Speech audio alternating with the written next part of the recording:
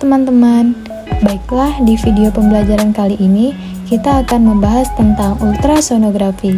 Sebelum itu jangan lupa di like, comment, and subscribe. Apa itu ultrasonografi? Ultrasonografi atau USG adalah teknik pemindaian atau pencitraan menggunakan gelombang suara berfrekuensi tinggi atau ultrasound untuk menampilkan gambaran dalam tubuh manusia. USG memungkinkan dokter memeriksa organ dalam tubuh, pembuluh darah, dan jaringan tanpa harus membuat sayatan. Selain monitor, alat USG disebut sebagai transducer.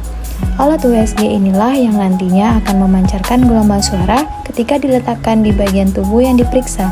Proses ini akan menghasilkan rekaman dari jaringan dan struktur organ, lalu pantulannya akan tampak pada monitor USG. Prinsip kerja ultrasonografi. Transducer bekerja sebagai pemancar dan sekaligus penerima gelombang suara. Pulsa listrik yang dihasilkan oleh generator atau pulsar diubah menjadi energi akustik oleh transducer yang dipancarkan dengan arah tertentu pada bagian tubuh yang akan dipelajari. Sebagian akan dipantulkan dan sebagian lagi akan merambat terus menembus jaringan yang akan menimbulkan bermacam-macam ESO sesuai dengan jaringan yang dilaluinya.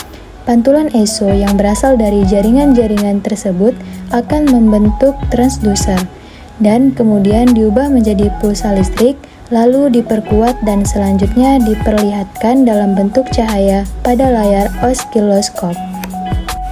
Jenis-jenis ultrasonografi berdasarkan fungsinya. Yang pertama ada USG abdomen. Ultrasonografi abdomen atau USG perut adalah jenis pemeriksaan ultrasound yang dilakukan dari luar atau eksternal dengan menempelkan transducer pada permukaan perut. Beberapa organ yang dapat diperiksa dari USG perut adalah hati, kantung empedu, limpa, pankreas, ginjal, rahim, dan kandung kemih. Yang kedua ada USG transvaginal. USG transvaginal merupakan pemeriksaan ultrasonografi dengan memasukkan transducer berbentuk tongkat ke dalam vagina. Metode USG ini digunakan untuk memeriksa kondisi kesehatan ovarium, leher rahim, vagina, tuba falopi, serta rahim baik secara umum atau sebagai pemeriksa rutin kehamilan. Yang ketiga ada transrektal. Pada pemeriksaan ini, transducer ditempatkan ke dalam rektum untuk menilai kondisi kelenjar prostat dan jaringan sekitarnya. Pemeriksaan transrektal dapat membantu mendiagnosis gejala kesulitan buang air kecil, menyelidiki benjolan abnormal atau kelainan lainnya, serta memeriksa pembesaran prostat. Yang keempat ada USG dada. USG dada dapat membantu dokter memeriksa kondisi paru-paru, trakea, kerongkongan, kelenjar getah bening, serta jantung dan katupnya. Pemeriksaan USG jantung disebut dengan ekokardiografi. Yang kelima ada USG Doppler. USG Doppler dapat digunakan untuk mengukur kecepatan dan arah aliran darah saat bergerak melalui tubuh. USG Doppler dapat membantu dokter melihat penyumbatan, gumpalan, dan penyempitan pembuluh darah yang mungkin disebabkan oleh plak. Yang keenam ada USG payudara.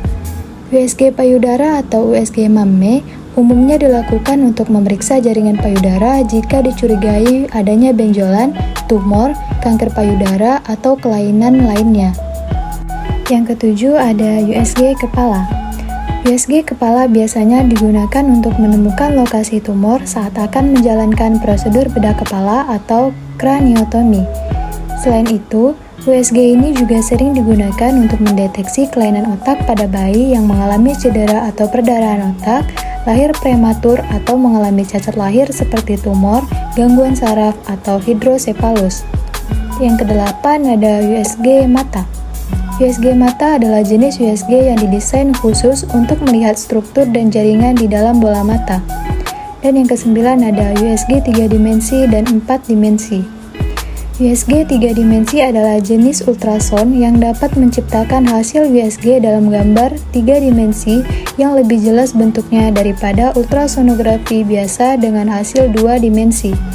Sementara USG 4 dimensi tidak hanya menampilkan gambar sejelas 3 dimensi, tetapi juga menyediakan hasil tangkapan bagian dalam organ.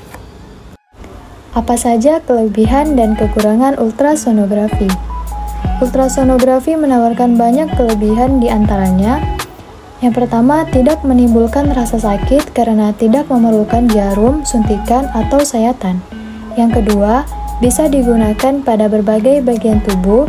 Yang ketiga, tidak menggunakan radiasi sehingga dianggap lebih aman dari prosedur lain seperti ronsen, sinar X, atau CT scan. Yang keempat, USG dapat menangkap gambar jaringan lunak yang tidak terlihat dengan baik pada sinar X. Dan yang kelima, tersedia di banyak fasilitas kesehatan dan harganya relatif murah dibanding tes pencitraan lainnya seperti CT scan dan MRI. Meski memiliki banyak kelebihan, ultrasonografi juga memiliki keterbatasan. Tulang atau gas dalam tubuh dapat menghalangi proses pencitraan ultrasonografi. Akibatnya, gambar yang dihasilkan pada beberapa struktur tubuh tertentu yang berada di belakang tulang atau organ yang mengandung banyak gas bisa saja tidak akurat. Apa efek samping ultrasonografi? Ultrasonografi adalah salah satu prosedur pemeriksaan yang aman. Hingga kini, belum ditemukan adanya risiko dari prosedur ini. Meski demikian, rasa tidak nyaman mungkin dapat dirasakan pada saat transduser digerakkan di atas kulit atau ketika dimasukkan ke dalam esofagus, rektum, atau vagina. Baiklah, sekian video pembelajaran tentang ultrasonografi. Semoga video pembelajaran ini dapat menambah ilmu teman-teman semuanya. Terima kasih.